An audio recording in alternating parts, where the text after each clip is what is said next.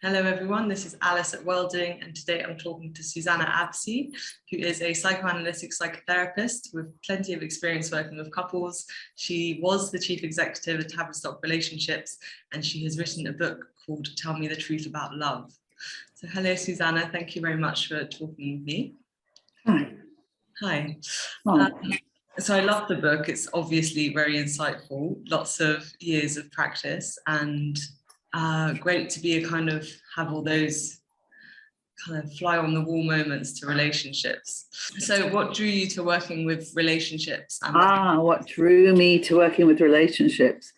Well, I'd been interested in sort of psychoanalysis and, had thoughts about being a therapist, I think, for many, many years. My uncle was a psychoanalyst in America, and he was just about the person that my father admired the most. So I thought one way to capture my father's admiration would be to be, a therapist myself. But particularly couples, well, I guess, like for most therapists, it's one's own struggles. And I, remember back in my late 20s, when I had my first child, my own relationship was, of course, challenging. And it was at that point that I had the bright idea that maybe I would train to be a couple therapist. Interesting. And you mentioned your father there, and that's kind of pertinent because something that comes up in the book again and again is our childhoods. And so what impact do our childhoods have on our adult relationships? Well, I think they shape them, really. When we're young, we're in the presence of an adult relationship, usually. I mean, not everybody grows up with two parents, but usually we grow up with a mother and her partner, or mother and father, and we are witness to those relationships, and we take those learnings and they shape how we think about relationships generally. If we've seen our parents be loving and collaborative, we may have inside us an idea of that's what relationships are about. But if we see, for instance, our parents where there is one person, for instance, who's very in control and the other person is very passive, we may take into our adult relationships an idea that that's what happens in relationship. One person always controls things. One person always somehow feels controlled. And then we've got our own relationships as children, our relationship with our mother and our relationship with our father. And all that kind of gives us a kind of sense, a template inside, if you like, which shapes how we expect to be related to as adults. And is there anything we can do about that, or are we doomed to repeat what we know? No, I don't think we're doomed to repeat. I think that would be too simplistic. I mean, there is repetition. Many, many couples who I've worked with at some point really kind of get a sense that in some ways they have married a partner who is similar to one of their parents, their mother or their father, and that there are aspects of how they relate to their partner, which are, if you like, similar to how their parents related or how they related to a parent in childhood. But I think really we go into relationships with a lot of hope to change the things that weren't good in our own childhood, to, if you like, change the narrative. So I don't think we're just destined to repeat. I think we are hopeful that the things that were problematic in our childhood will be reworked in adult relationships. And very often they are. Specifically working with couples, do you find that one person might be the instigator? Does one person want to be there more than the other, or not so much? When they come, you mean? Well, it's very common that one person has made the move to get some help, and one person is maybe slightly dragging their feet, often that very quickly changes. You know, you meet a couple and one person gives you a little bit more cold eye than the other person, who's hopeful to engage and really wants you to, you know, convince their partner that this is the right thing to do. And, you know, usually if things go well, that changes and both partners kind of get interested and engaged. And if the couple therapy is going to be successful, you kind of need that. You need two people who are kind of making some kind of agreement to work on their relationship, although it can take time to get to that point. And have you noticed any kind of gender differences in that respect? Is it true, the assumption that maybe men might be less keen, or what have you noticed? You know, I think that one would make an assumption that it's women who want to come, but it isn't actually true.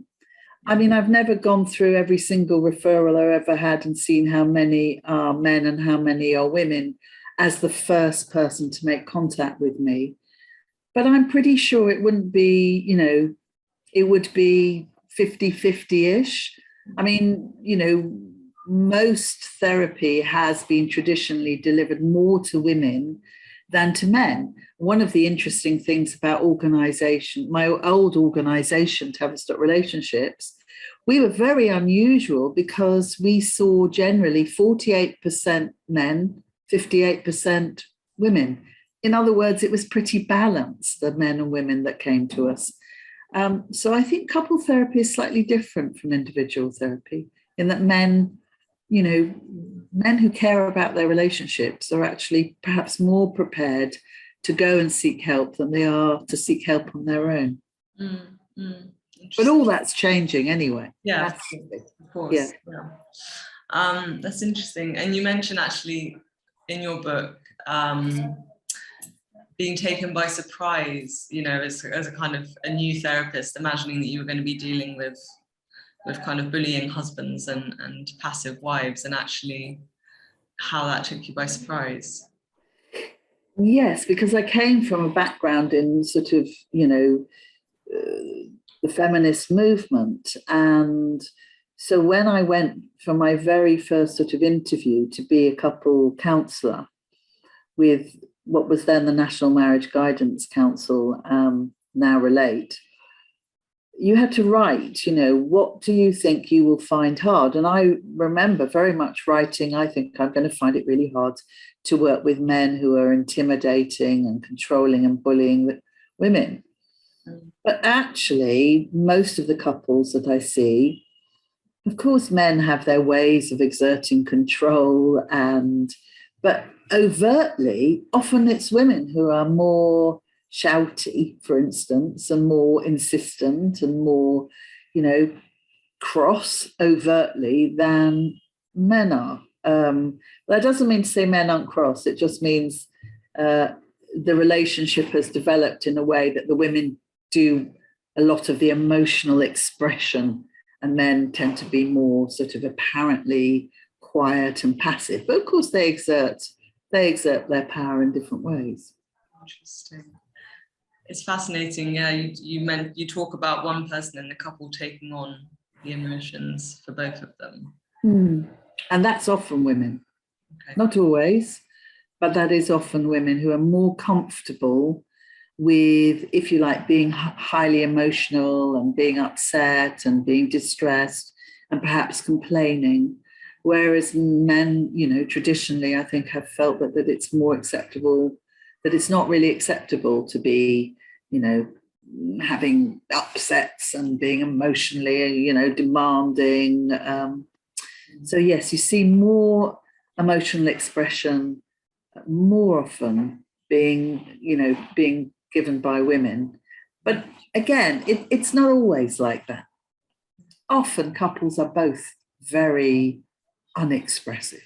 You know, if you see patterns, one of the patterns is couples come to see me a lot of the time because there has been a difficulty with expressing feelings, talking about feelings, being open about feelings.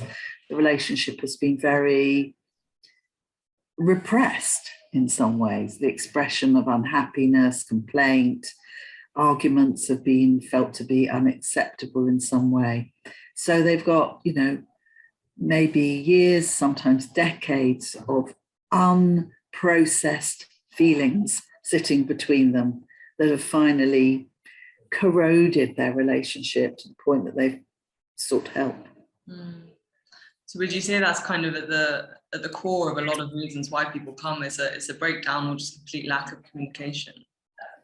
Yeah, I think, either the couple don't communicate at all, or they haven't really been able to talk about difficult things, have difficult conversations. And then they get a symptom. Either say the sex has gone out the window, or one person's had an affair, or they've gradually kind of just got more and more distant, and then that's been covered up because they've got their children around. And then at the point that their children leave, it becomes evident that there's a sort of yawning gap between them. So those are the couples who haven't really talked about anything ever much. And then there's the couples who can't communicate because they go round and round and round the same argument over and over and over again. They're just getting nowhere. They're like banging their heads against each other in a very unproductive way. So how does couples therapy help? How does it work? What might a session be like that helps people move past those blocks? Well, there is good evidence, proper scientific evidence that couple therapy works. Quite a lot of studies that show that couple therapy helps for two things. It helps for relationship distress. So if you take people when they start couple therapy and then you see how they are at the end, they're generally relationship distress has reduced.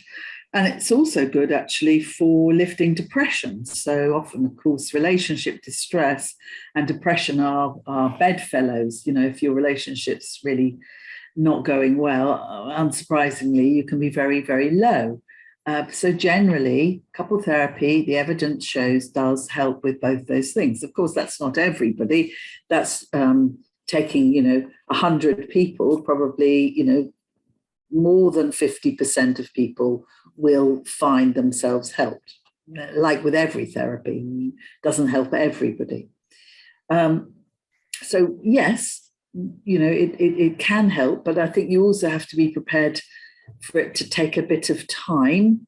The evidence says that, you need at least 20 sessions of couple therapy to make a change. Unsurprisingly, you've been married 5 years, problems have been going on for 3 of them, or you've been married 20 years and the problems have been going on for 5 or a decade. It doesn't take 5 minutes to sort things out. So I don't think couple therapy, like any therapy really, is a quick fix. It is about work. It's about thinking things through.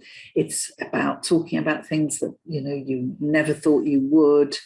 It's a process and it takes a bit of time. And I guess the aim, if there ever was an aim of couples therapy, might have developed over the years. You referred to marriage guidance counselling. And our relationships have changed. They're more fluid. There's higher rates of divorce. I mean, if there is an aim of couples therapy, it's not necessarily to keep people together, is it? No, and of course, the kind of beginnings of couple therapy, which was, what they used to call I think it was called mental hygiene movement, were really about keeping people married. I mean, my old organisation, Tavistock Relationships, which I ran and which I trained at, was set up post-war because there were so many people returning from war and there being a lot of domestic violence, for instance, and a lot of marital breakdown, soldiers coming back, traumatized, difficult relationships. And there was a lot of alarm about that. So it was set up then, really. No, couple therapists don't make any promise to keep you together. And in fact, we don't have those kinds of desires. You know, you sit there and you're there to facilitate something for the couple. And that is in part to relieve their distress as well, even if that means separating. And nowadays we see couples, you know, who are in, as you know, polyamorous relationships, many gay and lesbian couples, transgender couples. You know, we see the whole gamut because people's relationships are much more fluid. But probably, in reality, about 90% of what most couples that we see are probably men and women having just the same sort of struggles about arguing about housework and childcare and, you know, who's responsible for this and who's responsible for that. And are you going to get committed or not going to get committed? You know, can I forgive you because you've had an affair with your, you know, somebody at work? These are timeless stories. And I hope that in the book, I've tried to give the range of those kinds of timeless, you know, archetypal struggles that all couples go through. Yeah. And why are those so enduring? Is it just because the ingredients of a long-term relationship are what they are? Well, yeah, because we're still human beings. We're still, you know, nurtured by parents with their struggles. You know, the realities of human dependency, I think, is a lot to do with it. You know, we're born very dependent. We're dependent for a very, very long time. And that obviously is a complex part of human life, the reality of being so dependent as infants, and gradually how we're nurtured in those times, how safe we felt when we were really dependent, and how we managed to grow and separate and become more autonomous. Then you get into a love relationship where actually the reality of your dependence comes back. And, you know, because we're not dependent on our partners in the way we were dependent on our parents when we were, you know, 8 weeks old. But we have those memories about what it felt like to be dependent. And they get stirred up again in close, intimate relationships. And they cause all sorts of problems. And we have all sorts of struggles around dependence, independence, you know, our need for others, our wish to be autonomous. That, you know, that process of, you know, being close with somebody, but also wanting to have your own sense of self and your own identity is what we all struggle with. It is what somebody describes as the core complex of human life. That makes sense. Powerful. Oh, my mind went in a million different directions. Sorry. It is challenging stuff. I couldn't settle on anything. Yeah, it's challenging stuff. Hard to think about. How is it as a therapist then? Do you manage to keep your own relationship history out of the process? Is that a constant challenge? Depends what you mean by out of the process. I mean, you know, my brand of therapy, which is psychoanalytic, you have to have a lot of therapy yourself before you qualify.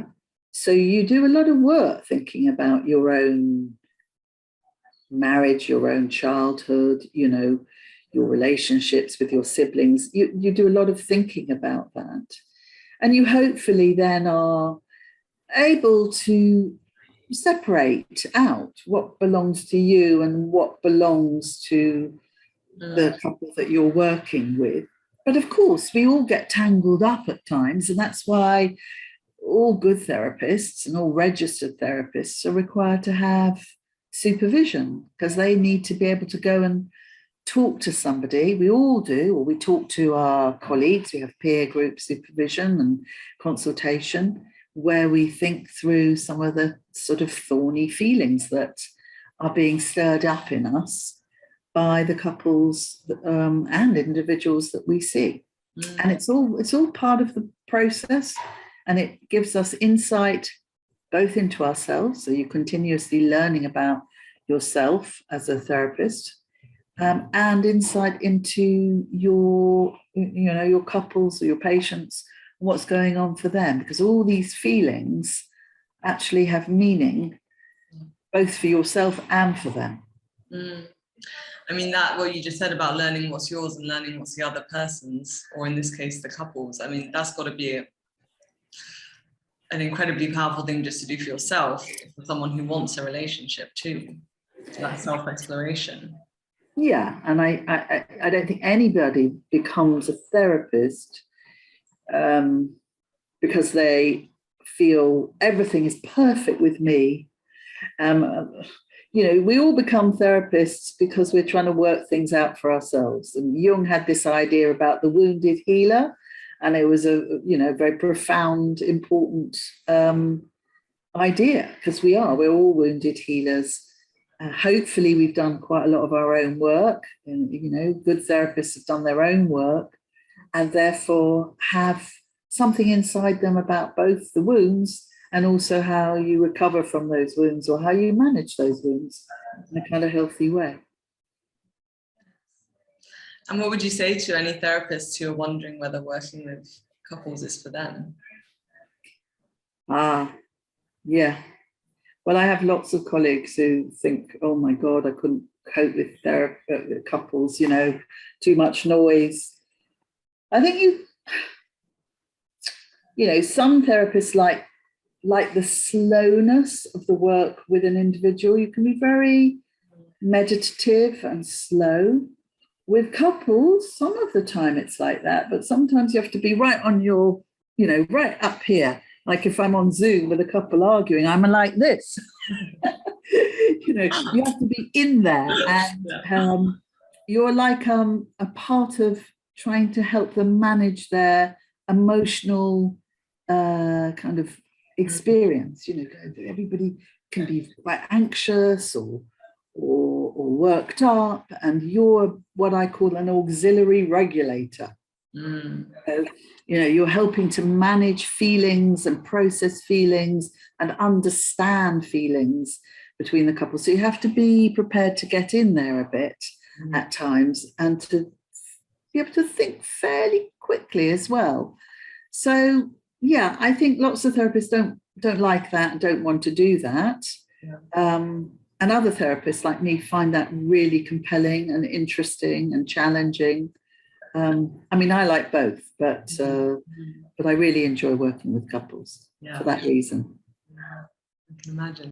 What are the most common challenges like today, very much in this time? Do you think there's anything specific that's happened over the course of your career that has made specific challenges for couples? Well, I suppose the thing that I'm really aware of at the moment is the post lockdown problems. So it was funny. It took a little bit of time for that to emerge, but now nearly every new couple I'm seeing is telling me that they're in this state because of what the experience of lockdown was. Things that had to be kind of managed, the intensity of family life with both people working from home, and the demands sometimes of small children, and no childcare, and or the sort of claustrophobic sort of experience of just being so close together for couples who've managed their lives and managed their relationship in part by keeping a little distance, maybe one person working away some of the week, or just feeling that they've got that autonomy, and suddenly they're absolutely locked together. So that is really what I think myself and probably many, many therapists are working with at the moment. That makes sense. And what about kind of changing gender expectations or roles over the last few decades? Yes, that is also absolutely true. You know, that you see more couples now, which we used to call cross-identification, but I wouldn't use that word now. So you see more couples where it's quite clear that in the family, the man is more of the nurturer than the woman, and the woman is more of the, you know, person who's going to focus on their career, and that's very interesting. And you know, it's quite challenging for somebody like me sometimes, because you know, you're having to really rethink and challenge one's own assumptions about who should be doing what in a family. But yeah, it's much more common, and I'm really happy to see that. I mean, men are so much more engaged with their children than they were 20, 30 years ago. You know, they would come home late, and women would, you know, often having worked all day, would then, you know, put the children to bed, do all the extra bits. Whereas I don't think I think probably if you did a survey, you'd still see that women's overall working hours between going to work and home work, if you like, would be greater than men's. Because the last time I saw a survey wasn't that long ago. It still was clear that women were engaged in more things. But men are getting up in the middle of the night to, you know, to infants and toddlers, and soothing them and putting them back to sleep. Men are getting up first thing in the morning and taking their children to nursery. And that wasn't true when I first started. I mean, it was occasionally, but it wasn't the norm, where it is the norm. Yeah. Nice change. Yeah, really important change. Really important change. And just lastly, I wondered, what would you tell couples were kind of key indicators that it would be a really good idea to go to therapy together? The red flags. Red flags. I mean, you know, I don't think you need red flags in a way. That's true. I think that's part of the problem, is that we see, you know, if you ask any couple therapist, all of us would say, oh, if only this couple had come, you know, 5 years ago or 10 years ago. People just leave it late, and that's a real shame. So, you know, there are some younger couples who are coming earlier and then often they're not in therapy for as long as couples I see who've left it for decades, or they come for a bit and then they go when they're way off, and then I might see them again a year later. And they're kind of seeing it more like they want space to work things through. They know they've got some challenges. A lot of them may have had some individual therapy, and they, you know, they kind of have a belief in the idea that this is a space you can kind of sort stuff out, and are not fearful of it, don't see it as a weakness, for instance. So yeah, I don't think you should have red flags. I think, you know, you just think somehow we're not sorting this thing out. Let's see if we can get some help in sorting this thing out before it sort of really grinds away good feelings. Yeah, much harder to sort out once it's become entrenched, I imagine. Yeah, much. Thank you so much, Susanna. That's fascinating. Such a pleasure to speak to you. Pleasure to speak to you too, Alice. Take care. Bye-bye.